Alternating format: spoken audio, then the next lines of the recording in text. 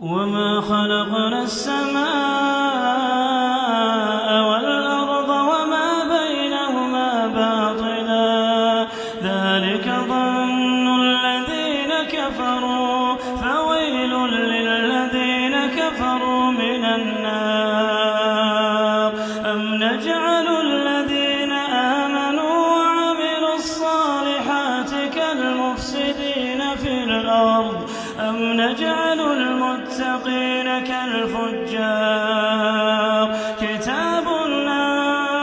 أنزلناه إليك مبارك ليدبروا آياته وليتذكر أولو الألباب ووهبنا لداود سليمان نعم العبد إنه أواب إذ عرض عليه بالعشي الصافنات الجياد فقال إني أحببت حب الخير عن ذكر ربي حتى توارت بالحجاب ردوها عليه فطفق مسحا بالسوق والأعناق ولقد فتنا سليمان وألقينا على كرسيه جسدا ثم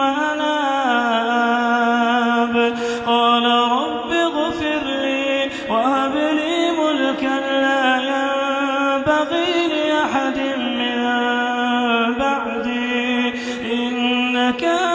أنت الوهاب فسخرنا له الريح تجري بأمره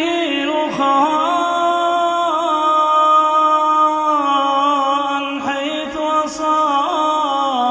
أصاب والشياطين كل بناء وغواص وآخرين مقرنين في الأصفاد